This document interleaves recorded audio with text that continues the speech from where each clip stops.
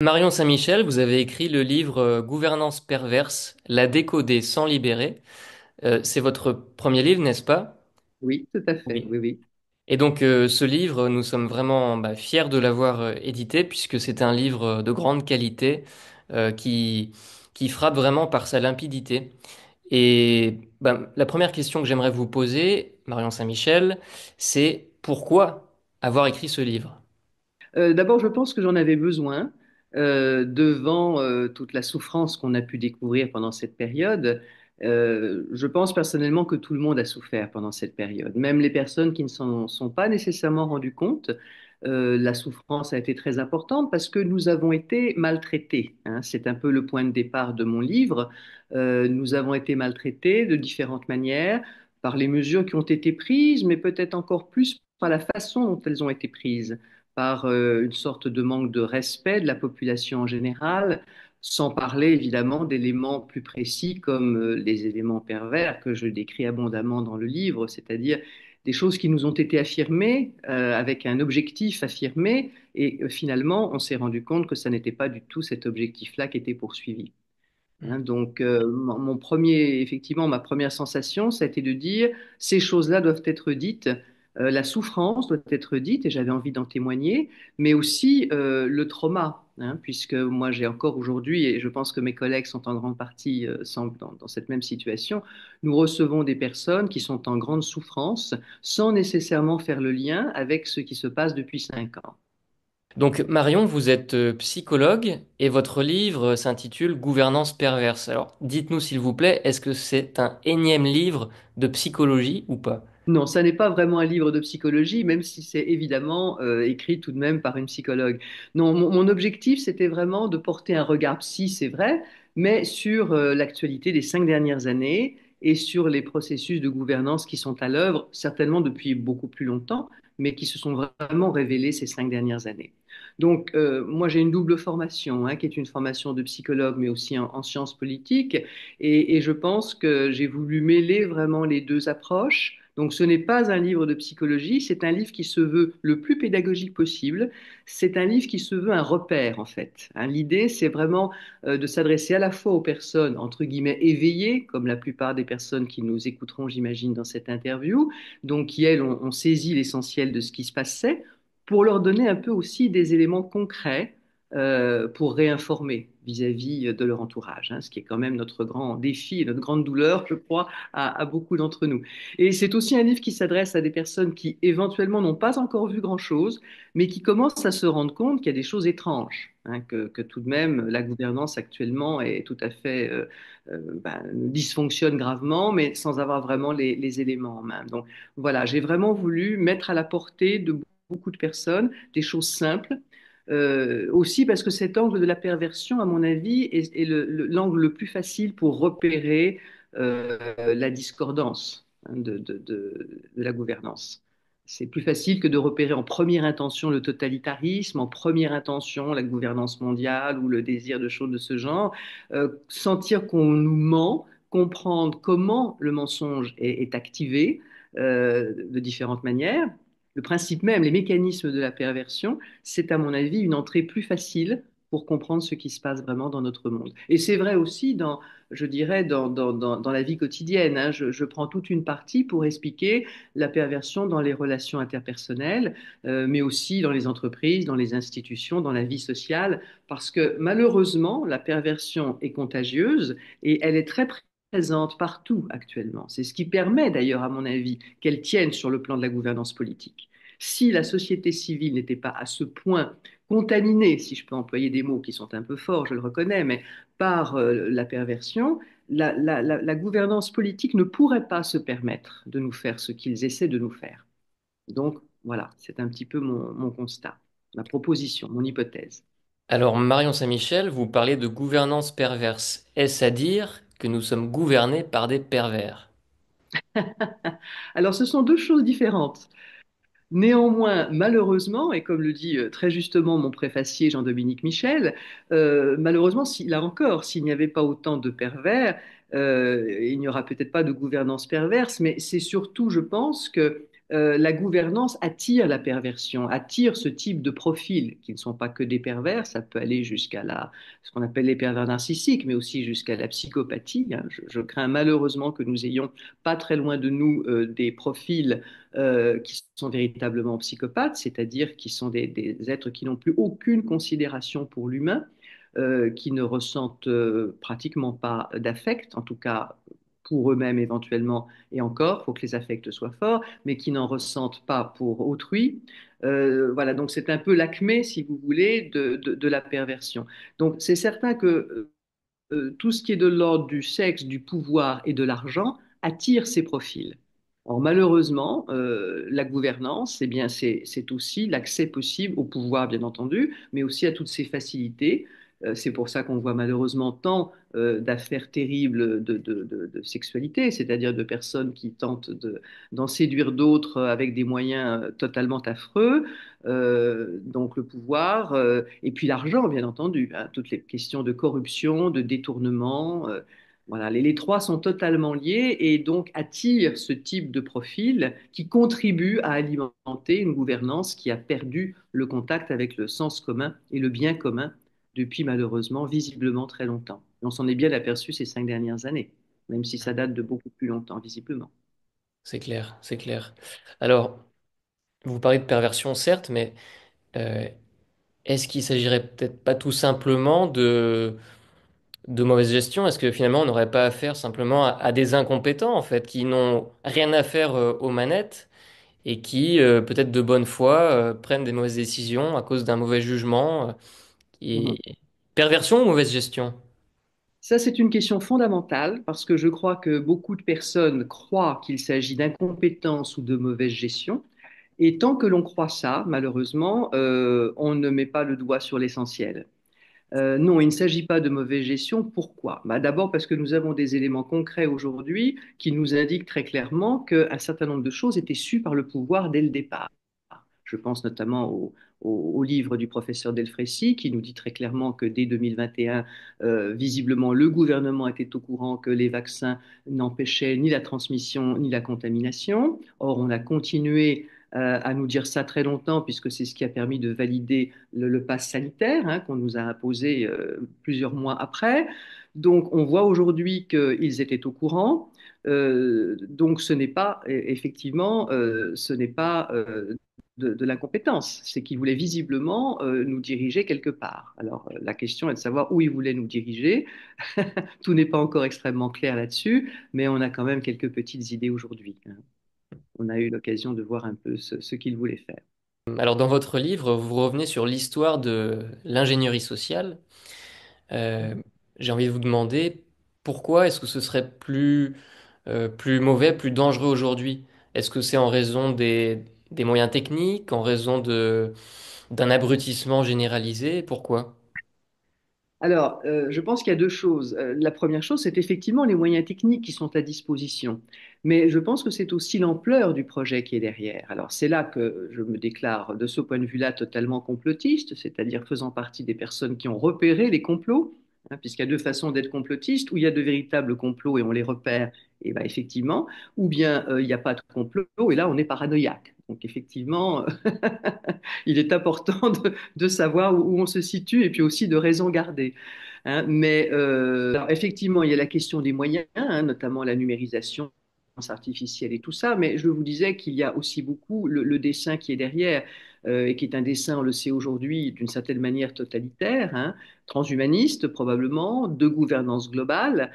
Alors, voilà, ça, on l'a découvert, en tout cas, moi, je l'ai découvert pendant ces 5 dernières années, mais il y a des personnes auxquelles je renvoie nos auditeurs qui ont travaillé là-dessus depuis de très nombreuses années. Je pense bien sûr à Pierre Hillard ou à Valérie Bugeaud, et qui nous expliquent que tout ça est un tropisme au bout du compte assez naturel, hein, parce que de tout temps, les dirigeants ont voulu s'assurer que le peuple serait tranquille et ne leur poserait pas de problème. Après, il y a différentes forces en présence qui se sont construites progressivement.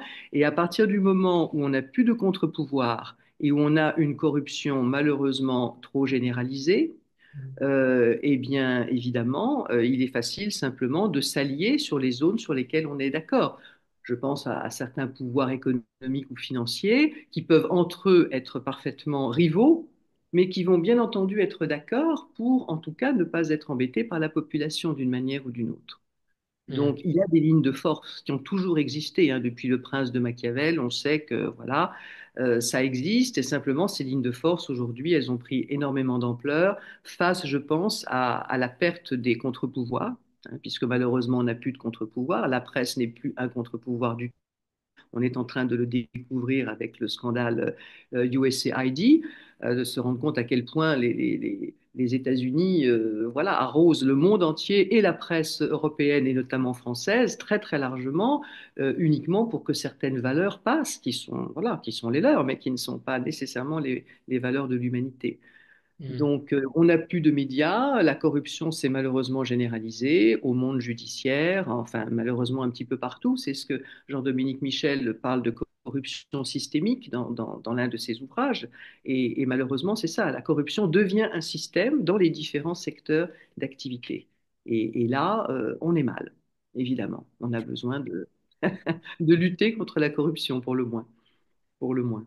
Mario Saint-Michel, pendant le Covid, on a vu des situations totalement ubuesques. Par exemple, on a vu des personnes qui se baladaient seules sur la plage se faire verbaliser pour non-port du masque. Voyez-vous les agents qui ont fait ce sale boulot comme des pervers eux-mêmes, comme des collabos pour reprendre une certaine dialectique? Et finalement, est-ce que la gouvernance perverse n'est pas l'occasion pour les pervers de tout niveau d'exprimer leur perversion? On l'a un petit peu évoqué tout à l'heure, mais je voulais y revenir avec cette question. Alors là aussi, je pense que ce sont deux choses différentes. Non, je ne pense pas nécessairement que les policiers qui ont fait ce genre de choses, je pense pour un certain nombre d'entre eux, la mort dans l'âme, ou en se disant qu'ils avaient probablement des choses plus intelligentes à faire. Et moi, j'accompagne un certain nombre de policiers, donc j'ai entendu, hein, aussi leur ressenti et leur côté un peu catastrophé devant ce qu'on leur a demandé de faire, alors qu'il y a tellement de sujets plus importants sur lesquels on a besoin d'eux. Donc non, bien entendu, la perversion ne descend pas toute l'échelle sociale. Par contre, qu'elle soit à la manœuvre dans certains secteurs clés, bien sûr, qu'une gouvernance ainsi dénaturée, corrompue, attire au maximum les profils dénaturés et corrompus, c'est-à-dire en grande partie malhonnêtes et pervers, bien entendu, parce que là, ils ont un champ d'action quand même absolument formidable. C'est une bonne occasion pour eux. Et ça, on le voit dans tous les niveaux de la société. Aujourd'hui, moi, j'ai travaillé en entreprise pendant une dizaine d'années. C'était déjà pas nécessairement toujours très, très clean, très propre, mais depuis, c'est développé des profils pervers considérablement parce que les objectifs même de l'entreprise, pas toutes bien entendu, là encore, je ne veux surtout pas généraliser, mais quand on vise uniquement, par exemple, une productivité à tout prix, indépendamment des facteurs humains, indépendamment de la redistribution aux équipes, indépendamment de l'intelligence du travail et même de la qualité de ce que l'entreprise propose, et bien évidemment, on arrive à ces profils qui, eux, sont sans foi ni loi et qui vont tout à fait améliorer la productivité des entreprises. À quel prix? Hmm. Hein, donc, quand on est dans un système vertueux, on attire la vertu. Quand on est dans un système pervers, malheureusement, on attire et on propage la perversion. C'est pour ça que je pense que le problème que nous avons en face de nous, il est gigantesque, il est déjà individuel. Hein. Je dis plus tard que dans mon livre qu'effectivement, une des solutions évidentes à cette propagation de la perversion, c'est le retour aux vertus, mais vraiment aux vertus pratiquées déjà pour soi-même avant d'essayer de les inculquer dans la tête des autres. Hein. Donc, et ça, c'était le cas il y a quelques dizaines d'années. Bon, j'ai l'âge de me souvenir de comment c'était il y a quelques dizaines d'années. Et effectivement, quand en tant qu'enfant, par exemple, on n'avait pas un comportement vertueux, l'ensemble de la société nous reprenait. Et tout le monde était d'accord. Les parents étaient d'accord avec les professeurs. Enfin, il y avait une espèce de consensus vertueux qui faisait que vous n'alliez pas très loin avec votre comportement non vertueux. Et maintenant, c'est un peu l'inverse. Et je dirais même que la vertu se tait devant le vice parce qu'elle a peur d'être dénoncée, elle a peur d'être ridiculisée, elle a peur d'être ostracisée, et elle l'est souvent. Et du coup, elle se tait, elle s'efface. Donc là, c'est là que nous avons besoin d'un grand courage collectif et individuel, bien sûr. Ma question suivante porte sur votre optimisme ou votre pessimisme quant à l'issue, puisque vous dénoncez, avec d'autres, hein, bien sûr, l'existence d'un agenda pervers. On parle de crédit social à la chinoise, d'IA, de transhumanisme, de non-respect de l'humain tout simplement. Donc est-ce que vous pensez qu'on est foutu, ou bien que comme dans un bon film hollywoodien, on aura un happy ending et puis finalement on va gagner, quoi. Alors, le happy ending, je ne sais pas. Qu'on soit foutu, je ne pense pas. Certainement pas. Moi, j'ai deux facteurs, je dirais, d'optimisme. Le premier, c'est le réveil des populations, y compris chez nous, hein. Je pense, bon, certes, on est encore assez minoritaire, peut-être 15 ou 20% de la population s'est éveillée.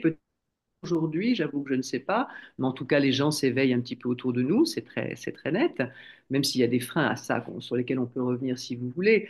Et la deuxième chose qui me paraît encore beaucoup plus importante, c'est que les trois quarts de l'humanité ne peuvent pas se mettre dans un système transhumaniste totalitaire, ne serait-ce que parce que ce sont des gens qui ont une spiritualité. Les trois quarts de l'humanité ont une spiritualité, qu'elle soit chrétienne, je pense évidemment aux Russes avec la spiritualité orthodoxe, la chrétienté orthodoxe, qu'ils n'ont jamais perdue et même qu'ils ont recouvrée après des années de communisme, donc c'est quand même bien tenace, hein, chez eux, mais même l'animisme en Afrique, même bien entendu le bouddhisme, enfin les trois quarts de l'humanité prient, ont une spiritualité, même si elle est différente, peu importe, c'est-à-dire ne considèrent pas l'homme comme un objet et ont un respect dû à ça pour la nature, pour la création, et donc ne peuvent pas objectiver l'homme comme le transhumanisme essaie de nous objectiver. Quand je vois le débat sur l'intelligence artificielle qui est censée pouvoir, bien sûr, un jour déborder l'intelligence humaine, c'est un fake complet. D'ailleurs, je pense à quelqu'un comme Idriss Aberkan qui a écrit un très très bon bouquin là-dessus. Hein, pourquoi votre intelligence ne sera jamais dépassée? Enfin, c'est pas le titre exact, mais c'est un peu l'idée. Il a parfaitement raison de mon point de vue, parce que de toute façon, quand on sait le niveau de créativité, l'intuition humaine, alors quand on est croyant, parce qu'elle est reliée aussi à des puissances supérieures, en termes de possibilité de créer, d'être dans le respect de la nature, et quand on est dans le respect de la nature, le pouvoir est presque illimité. Mais c'est un pouvoir qui se reconnaît limité par Mm. une vérité supérieure, hein, par une réalité supérieure. Et c'est évidemment ce que ne veut plus reconnaître le transhumanisme, qui considère que l'homme peut être Dieu, mais c'est le paradoxe. Dans le transhumanisme, l'homme peut être Dieu, plus exactement, certains hommes peuvent être Dieu, mais en même temps, l'homme est un objet. Autrement dit, les sous-hommes seront des objets, hein, vous et moi, on nous mettra des puces pour nous tenir tranquilles, mais il y aura quelques hommes qui, eux, pourront espérer une éternité, mais quelle éternité? Enfin, on va pas faire tout le débat de l'intelligence artificielle, mais bon, donc je suis optimiste parce que je pense que effectivement les trois quarts de l'humanité, et on voit bien, c'est déjà le cas, hein, quand vous voyez le discours tenu par les BRICS, alors on va peut-être me traiter de russophone, et pourquoi pas, d'ailleurs j'aime beaucoup la civilisation russe, indépendamment de ce qui peut se passer actuellement, mais voilà, ça n'est pas possible, ils n'accepteront pas ça, je ne pense pas qu'ils puissent l'accepter paradoxalement, même aux États-Unis, puisque à la fois ils sont très matérialistes, mais voilà, dans la logique protestante, le fait de gagner beaucoup d'argent est une grâce divine. Mais je pense, j'espère qu'ils ont aussi cette limite de par leur spiritualité devant le fait que voilà, on ne peut pas faire n'importe quoi avec l'être humain. D'ailleurs, même Musk en a parlé. Quand je dis même, c'est pas péjoratif vis-à-vis de lui, mais bien entendu, il est l'objet de beaucoup de critiques. Et on peut quelquefois voilà, ne pas percevoir toujours la totale cohérence de ce qu'il propose. Mais il se pose la question. Il l'a posé, hein. Il a demandé, je crois, à un moment donné, un moratoire sur l'intelligence artificielle pour pouvoir voilà, savoir ce qu'on voulait faire avec ça au bout du compte. C'est Mm. vraiment la question. Qu'est-ce qu'on veut faire avec ça? Il faut que l'homme reste responsable, que ce soit un outil et non pas le maître. Merci Marion Saint-Michel. Alors pour terminer, je crois savoir que c'est votre anniversaire aujourd'hui, donc un très joyeux anniversaire à vous. C'est très Et bien. il, il se trouve que c'est aussi aujourd'hui le jour où possiblement Robert Kennedy Jr. sera confirmé par le Sénat américain, définitivement au poste de ministre de la Santé. Autrement, plus important. Est-ce que sa confirmation serait pour vous une sorte de cadeau d'anniversaire outre-Atlantique, ou bien est-ce que ça viendrait gâcher votre goûter d'anniversaire? Ah non, bien sûr, gâcher certainement pas.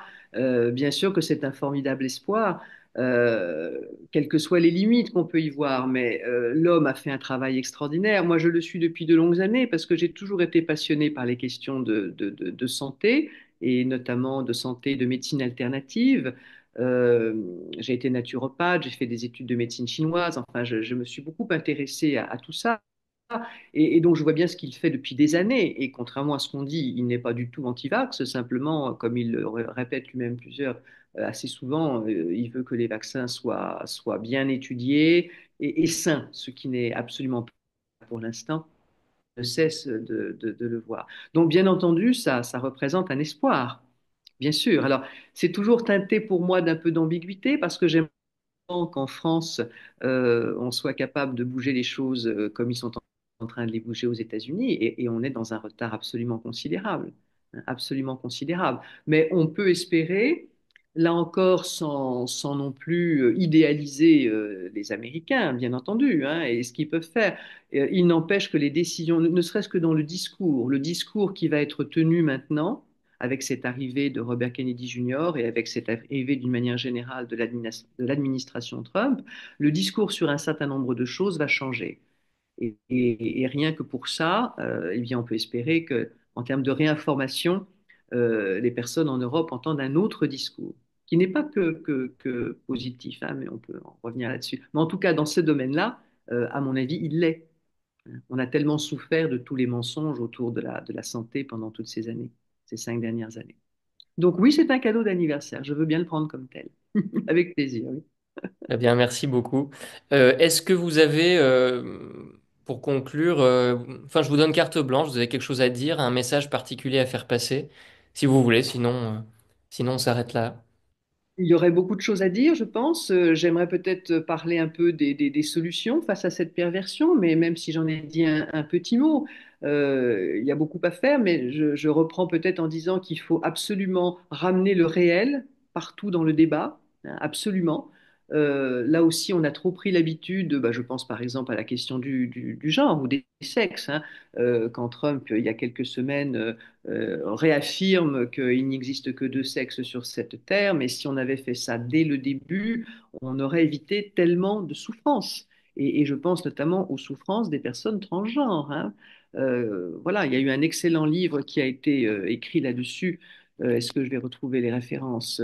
Je le cite dans mon livre, excusez-moi, j'y retourne 2 secondes. Allez-y. Euh, si je le retrouve, où est-ce que c'était? Oui, il y a le livre excellent de Caroline Eliachès et Céline Masson, La fabrique de l'enfant transgenre, où elles ont été très malmenées quand elles ont essayé de faire des conférences dessus après, mais c'est un travail remarquable dans lequel elles montrent souvent, surtout, la souffrance des personnes qui vont faire la transition de genre et qui vont se retrouver la plupart du temps extrêmement abîmées dans la souffrance psychique n'étant pas traitée, ils se retrouvent dans un corps étranger avec toutes les souffrances en plus des opérations et de beaucoup de choses. Hmm. Donc voilà, si on affirmait immédiatement la réalité devant la fausseté, ce serait quand même extrêmement précieux.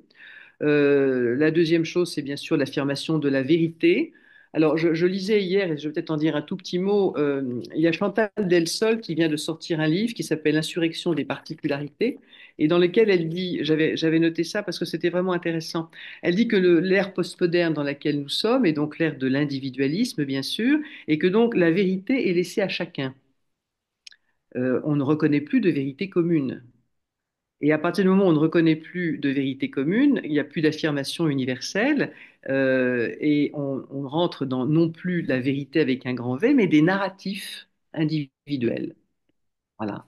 Si on est dans des narratifs individuels qui sont par ailleurs respectables et qui parfois donnent lieu à travail thérapeutique, hein, parce que quelquefois ils sont malheureusement décalés par rapport à la réalité, mais voilà, il y a une vérité qui dépasse nos narratifs individuels, je pense, et c'est important d'y retourner. La dernière chose, bah, c'est effectivement le retour aux vertus. Alors peut-être faire une interview très moraliste, mais le retour aux vertus, par exemple, je dirais que ça, c'est essayer de ne pas appliquer les armes de l'adversaire. C'est-à-dire, par exemple, dans un système totalitaire et assez paranoïaque, d'essayer, notamment en tant que psy, de ne pas ostraciser, de ne pas diffamer éventuellement, évidemment, hein, de ne pas isoler la personne avec qui on n'est pas d'accord sur un registre malhonnête, hein. C'est déjà ça. Hein. Quand je vois tout ce qui circule sur les réseaux sociaux, le pire et le meilleur, il y a aussi du meilleur, hein. Il y a vraiment beaucoup de très bons. Mais je pense que pour les personnes qui se disent éveillées et qui veulent contribuer à ce que tout le monde s'éveille, je pense que l'effet, je dirais, le témoignage d'une certaine probité, d'une certaine mesure dans les propos est largement aussi important que le contenu de ce que l'on peut proposer. Donc, commençons par nous-mêmes, en clair, hein. Commençons par nous-mêmes. Ce serait ma conclusion. Je suis sûr que le message a été bien reçu, Marion Saint-Michel. Je vous remercie beaucoup pour toutes vos réponses et ce chouette Merci. entretien. Et puis ben, à très bientôt sur les réseaux, hein, n'est-ce pas? Avec plaisir. Merci beaucoup, Pierre.